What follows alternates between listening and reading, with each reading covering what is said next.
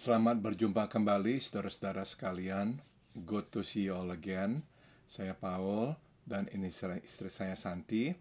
Kami ingin mengajak saudara untuk menyanyi memuji Tuhan dan nanti mendengarkan firman Tuhan. I'm Paul and this is my wife Santi. We would like to invite you to sing Praise the Name of the Lord and also later to hear from His Word. Lagu pertama yang akan kami nyanyikan adalah Bila Kupandang Bintang. The first song that we will sing is Known Only to Him.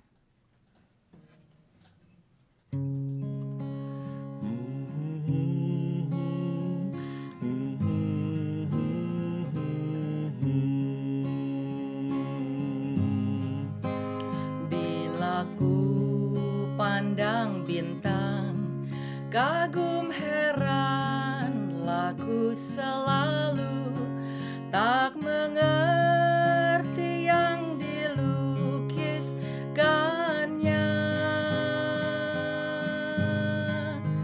Hanya Tuhan Allahku yang menabur bintang itu, Maha tahu bahkan Maha kuasa. Hanya Dialah yang tahu kan segala rahasia. Tiada ku takutkan kuasa gelap, masa yang datang tak nyata, tapi ini terang bagiku. Tangan Tuhan yang atur segenap. Dalam dunia yang tegang, ku bertelut serta bertanya, oh mengapakah salibku berat? Sabda Tuhan padaku, oleh karena kau setiawan, dikuatkannya ku tak penat. Hanya Dialah yang tahu kan segala rahasia. Tiada ku takutkan kuasa gelap, masa yang datang tak nyata, tapi ini terang bagiku. Tangan Tuhan yang atur segenap. When my eyes behold the stars, this heart of mine is filled with wonder. My poor mind cannot grasp their array, but the hand that's built them there, all across the wide heaven, had a plan when He placed them that way. Known only to Him are the great hidden secrets.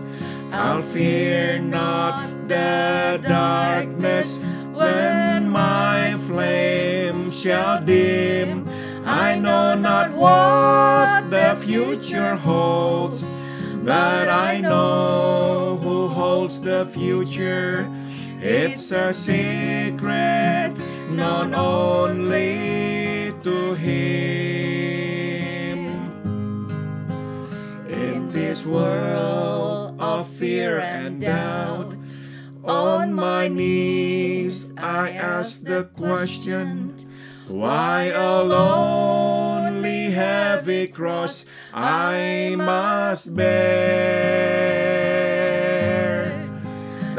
He tells me in my prayer, it's because I am trustworthy. He gives me strength far more than my share. Known only to Him are the great hidden secrets.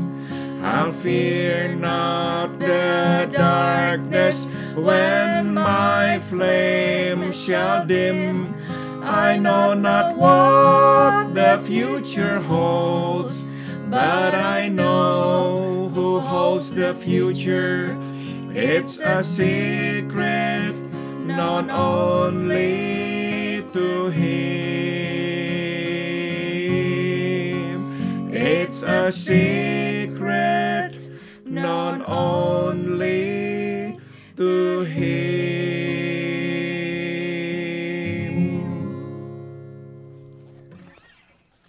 Mari kita masuk dalam doa. Let us pray.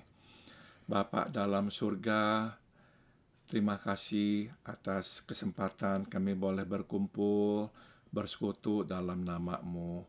We thank you, O Heavenly Father, for this precious opportunity you have given us to come and to fellowship before you and with you. Bapa, terima kasih juga atas lagu yang mengingatkan kami. Semua sudah Engkau ketahui dan hanya Engkau yang tahu. And thank you, Father, for giving us the chance to sing this beautiful song that reminds us all is known to you and only you knows everything. Bapa, kami datang juga sekarang memohon, berbicaralah, kami siap untuk mendengarkan firman-Mu. Now we come to ask you, Father, please speak to us. We are ready to listen to you. Dalam nama Tuhan kami Yesus, kami berdoa. In the name of our Lord Jesus Christ, we all pray. Amen.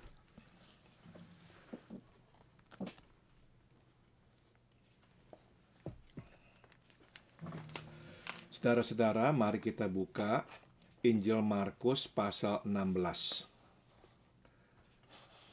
Injil Markus pasal 16. Kita membaca ayat 1 hingga ayat 6. And we are going to read from verse 1 to verse 6. Setelah lewat hari Sabat, Maria Magdalena dan Maria ibu Yakobus serta Salome membeli rempah-rempah untuk pergi ke kubur dan meminyaki Yesus. Dan pagi-pagi benar pada hari pertama minggu itu, setelah matahari terbit, pergilah mereka ke kubur. Mereka berkata seorang kepada yang lain, "Siapa yang akan menggulingkan batu itu bagi kita dari pintu kubur?" Tetapi ketika mereka melihat dari dekat, tampaklah batu yang memang sangat besar itu sudah terguling. Lalu mereka masuk ke dalam kubur dan mereka melihat seorang muda yang memakai jubah putih duduk di sebelah kanan. Mereka pun sangat terkejut, tetapi orang muda itu berkata kepada mereka, "Jangan takut, kamu mencari Yesus orang Nazaret yang disalibkan itu. Ia telah bangkit. Ia tidak ada di sini. Lihat, inilah tempat mereka membaringkan dia." The Gospel of Mark, chapter 16, verse 1 to verse 6. When the Sabbath was over, Mary Magdalene, Mary the mother of James, and Salome bought spices so that they might go to anoint Jesus' body. Very early on the first day of the week, just after sunrise, they were on their way to the tomb, and they asked each other, "Who will roll the stone away from the entrance of the tomb?"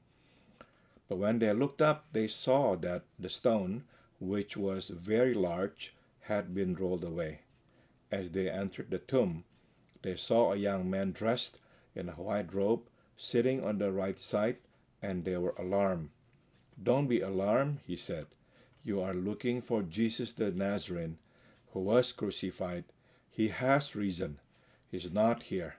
See the place where they laid him. Saudara-saudara sekalian, karena minggu lalu baru saja kita merayakan Paskah, jadi saya akan membagikan firman Tuhan yang berkenaan dengan Paskah. Since we just celebrated Easter last Sunday, I want to share something about Easter. Saudara, firman Tuhan yang telah kita baca tadi menceritakan bahwa Maria Magdalena, Maria ibu Yakobus, dan Salome datang ke kubur untuk merempahi tubuh atau jenazah Yesus.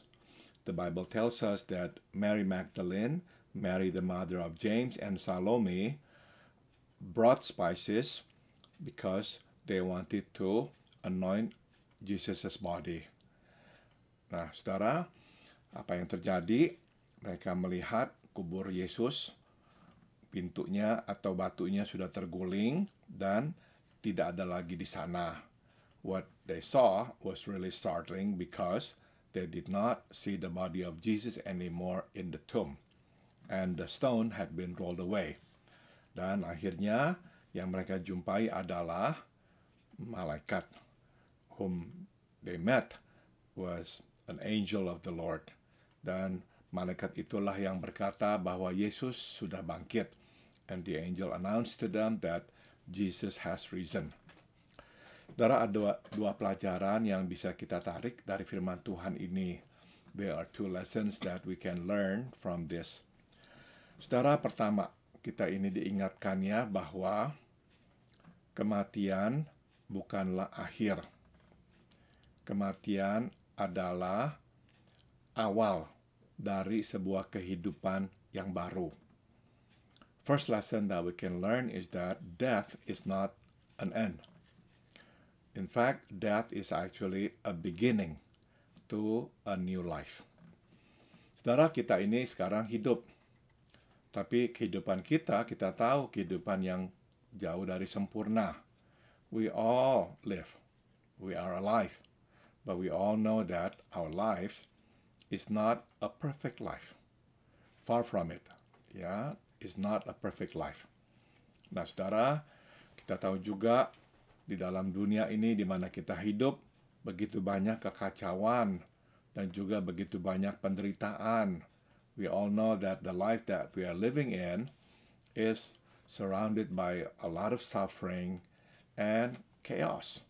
Nah, saudara, jadi kita tahu bahwa kehidupan ini nanti akan berakhir dan akan digantikan oleh kehidupan yang baru, di mana yang nanti memerintah adalah Tuhan Allah sendiri. So, we know that this present life will be replaced with a new life.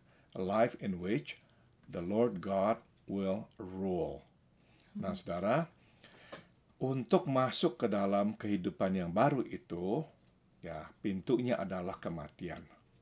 To enter that new life, ya, we must pass through a door, and the door is death.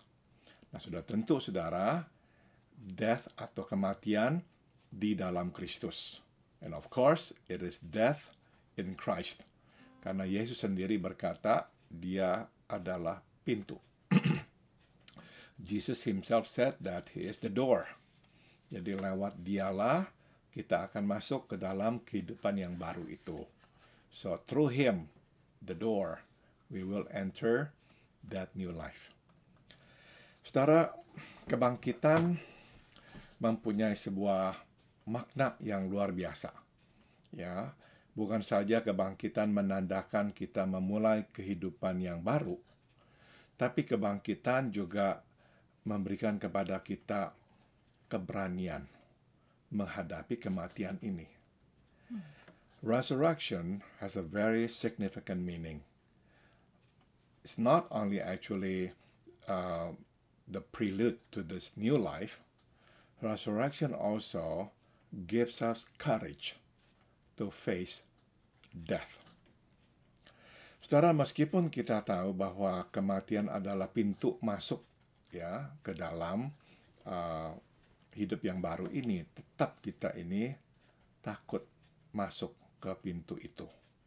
Even though we know that death is the door that will lead us to this new life, but still we are afraid of death.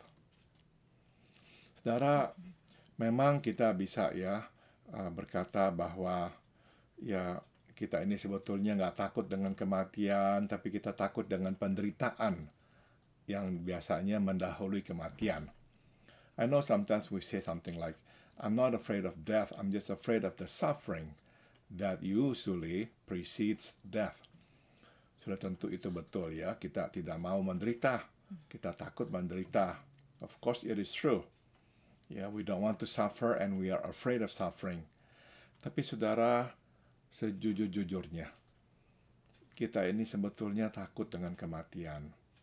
But if we want to be honest to ourselves, we must admit that deep down we are afraid of death. Saudara, apapun yang kita ketahui tentang kematian, tetap kita ini akan takut. So it doesn't matter how much we want to put meaning to death, we are still afraid of death. Saudara, pertanda kita ini takut akan kematian adalah kita berusaha hidup sesehat mungkin. Umur kita buat sepanjang mungkin. And one of the signs or the proofs that we are actually afraid of death, that we don't want to die, is that we stay healthy. We want to be as healthy as we can because we want to live as long as we can. Nah, saudara, itu pertanda sebetulnya memang kita ini tidak mau menghadapi kematian. That shows that we don't actually want to face death. Tapi saudara, kita akan bisa, meskipun ada rasa takut, menghadapi kematian jika kita tahu bahwa akan ada kebangkitan. But we can only face death if we know there will be resurrection. Saudara, Tuhan Yesus tidak memberitahukan kita apa yang akan kita alami, kita akan mati, nanti kita akan masuk ke dalam sorga, dan dia mengatakan semua itu dari sorga. Tidak loh. Jesus did not say to us, you will die, but then later on you will live with me in heaven, and he would say it all from heaven. No. Dia menghidupinya, saudara. Dia memberikan kepada kita contoh konkretnya. No, he did not say it from heaven. He lived it. He showed it by his own life, by his own death, and by his own resurrection. Dia hidup, dia mati, dan dia bangkit. Nah, jadi saudara, kita sudah melihat ini, kita dikuatkan bahwa musuh terbesar kita, yang kita paling takuti dalam hidup ini, yakni kematian, kita akan bisa hadapi. Karena kita tahu bahwa setelah kematian akan ada kebangkitan.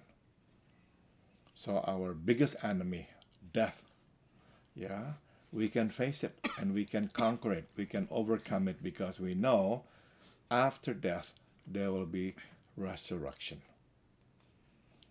Saudara, ini yang memberikan kepada kita keberanian dan juga kekuatan menghadapi apapun yang kita mesti hadapi. This gives us strength, to face anything. Meskipun kita nanti harus menderita sakit tertentu, diberitakan oleh dokter, kita ini, terkena itu, meskipun kita takut, kita akan berani. Selama kita tahu dan kita ingat setelah kematian akan ada kebangkitan. So, when we have to hear the diagnosis from the doctor about our illness, even though we still might have fear, but we can face it. We can remind ourselves that, yes, I might die, but I will be raised again. I will be resurrected. Akan ada kebangkitan. Singkat kata, saudara, kita fokuskan mata kita bukan pada kematian, tapi pada kebangkitan. So, let's not focus on death, but focus on resurrection. Tuhan kita Yesus sudah memberikan contohnya. Dia menjadi perintisnya. Dia hidup, dia mati, dia bangkit. Ya, he has set us the example. He lived, he died, and he rose again. Nah, kita akan mengikuti jejaknya. Pelajaran yang kedua, saudara. Ketiga ibu-ibu ini, ya saya panggil ibu-ibu sebab besar kemungkinan memang mereka orang yang sudah berusia lanjut. Ya, I don't know for sure, but most likely these three women are actually older women. Mengapa saya berkata begitu? Sebab yang akan ya dibolehkan lah ya untuk merempahi jenazah laki-laki yang masih muda, relatif muda, itu adalah perempuan yang sudah lanjut usia. Ya, of course, those who are allowed to anoint the body of a young man had to be older women. Nah, jadi besar kemungkinan Maria Magdalena, Maria ibu Yakobus, dan Salome adalah ibu-ibu yang sudah lanjut usia. So, we can surmise that these three women, Mary Magdalene, Mary the mother of James, and Salome, were elderly, older women. Nah, saudara, nggak heran makanya mereka juga bercakap-cakap dan bertanya-tanya siapa yang nanti akan menggulingkan batu di kubur Yesus. Ya, it also explained why they were talking among themselves who would roll over the stone. Karena mereka tiga perempuan tua, saudara. Ya, there were three elderly women. How could they roll over the stone? Nah, kita mungkin berpikir, oh kan tapi ada tentara yang menjaga.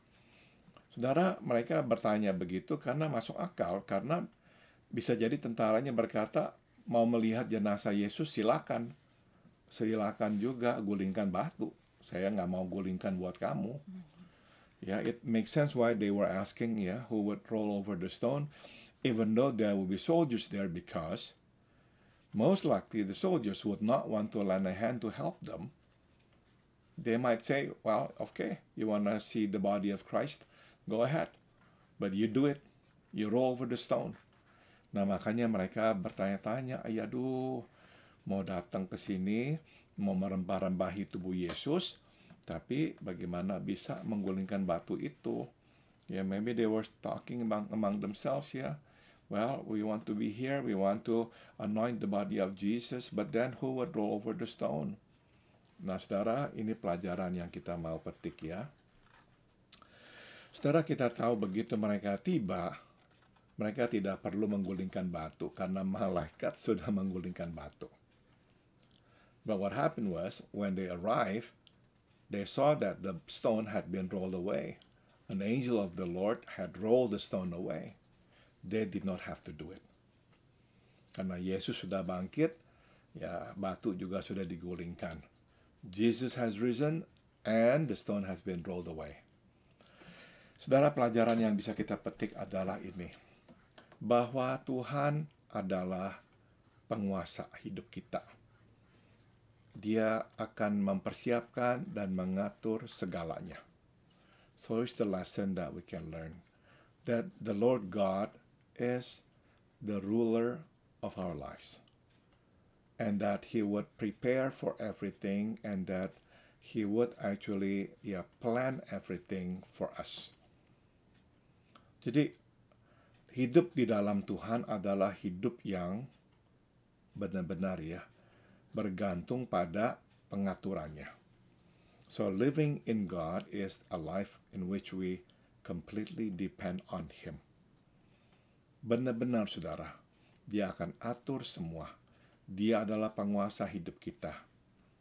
He is our ruler, and He will make arrangement for everything. Jadi, kadang kita mungkin mempunyai pertanyaan yang sama. Nanti siapa nih yang mengerjakan ini? Siapa nih yang bisa melakukan ini? Perhaps we too will ask the same question one day. Who will do this? Who will be able to help me with this? Tapi kita tidak usah khawatir, saudara. Tuhan akan mengirim malaikatnya. We don't have to worry because God will send His angel. Batu sebesar apapun bisa digulingkan oleh Tuhan. It doesn't matter how big the stone is, God can always roll it away. Jadi, jalanilah hidup. Kita tahu bahwa nanti kita akan mati, tapi kita fokuskan mata kita bukan pada kematian, tapi pada kebangkitan. We go through life, we are ready to face death, but fix our eyes not on death, but on resurrection. We will be risen. Saudara, yang kedua adalah hiduplah dengan ketentraman, mengetahui bahwa Tuhan bisa menggulingkan batu-batu yang kita hadapi. And always remember, you live with this assurance that God is going to roll every stone away from our lives. Kita tidak usah takut. We need not fear. Sebelumnya, Tuhan akan mengirimkan malaikat menggulingkan batu-batu di dalam hidup kita. Before we do anything, God will send His angels to roll those stones away from our lives. Amin. Amin. Santi mau tambahkan, silakan. Saya mengaminkan bahwa Tuhan Yesus menyediakan yang terbaik untuk kita, dan juga Tuhan berkata, saya datang bukan hanya memberi hidup, tapi memberi hidup yang berkelimpahan. Dan di sini juga sewaktu Dia naik ke surga, Dia juga mengirim penolong untuk kita yang menguatkan di dalam perjalanan. Tuhan Yesus tidak mau kita takut karena rencananya Dia sebetulnya tidak meninggalkan kita, tetapi berserta dengan kita melewati kesusahan di dalam dunia ini, dan akhirnya juga menguatkan kita. Yang seperti Pak Po bilang, Dia menyediakan malaikat untuk membantu kita, dan juga menginginkan kita memikirkan hal-hal yang di atas, karena hal-hal itu adalah yang menguatkan kita. Jadi kita tidak usah takut memikirkan hal-hal yang kematian, tetapi yang kebangkitan, tapi dan juga hal-hal yang di atas. Hal yang tidak kelihatan, itulah hal-hal yang Tuhan ingin kita lakukan dengan iman. Terima kasih untuk jalan-Mu Tuhan. Amin. Amin. Kita akan sekarang bernyanyi. Lagunya namanya Jesus is Lord of All. Maaf ya, tidak ada dalam bahasa Indonesia.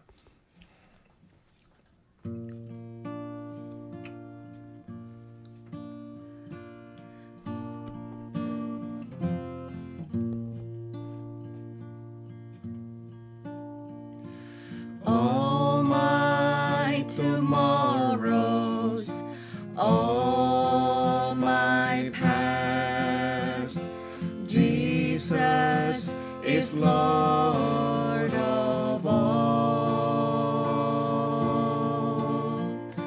I've quit my struggles, contentment at last.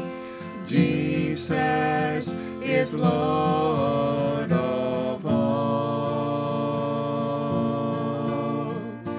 King of kings, Lord of lords, Jesus is Lord of all.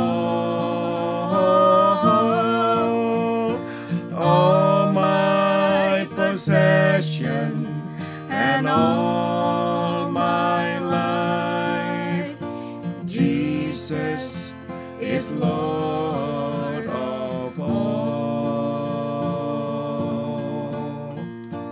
All of my conflicts, all my thoughts, Jesus is Lord of all.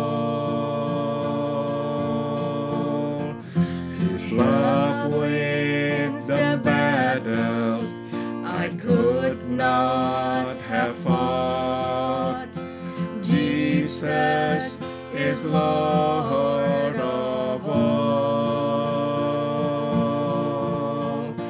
King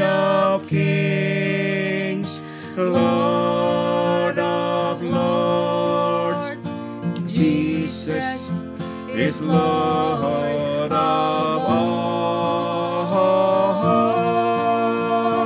all my possession and all my life.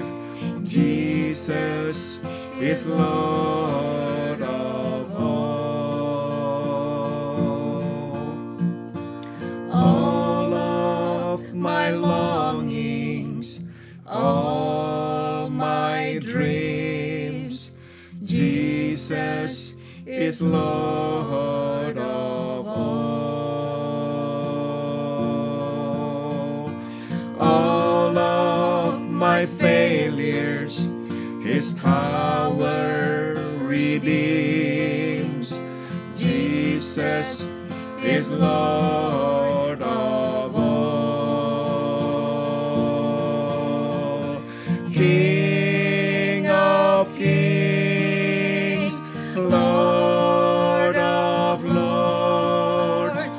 Jesus is Lord of all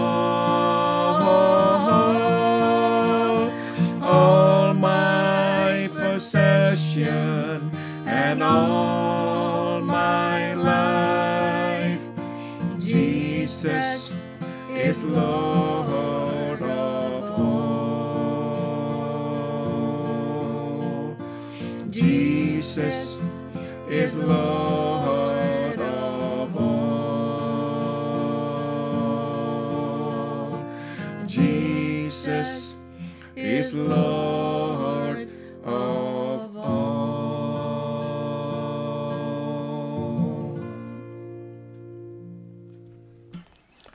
Santi akan mengakhiri dengan doa. Santi will conclude with prayer.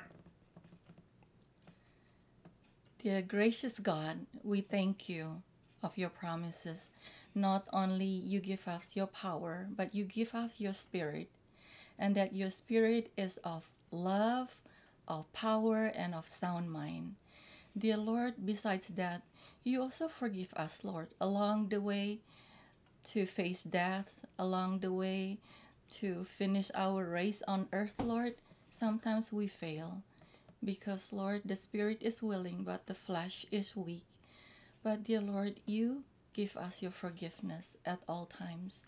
So we thank you, Lord, for the abundant life that you have given us and you promise us. And together, Lord, when you are our Lord and Savior, we know that we can finish this race together. In Jesus' name we pray and give thanks. Amen. Amin. Sampai berjumpa kembali. We'll see you again. Dan biarlah Tuhan memberkati kita sekalian. And may God bless us all.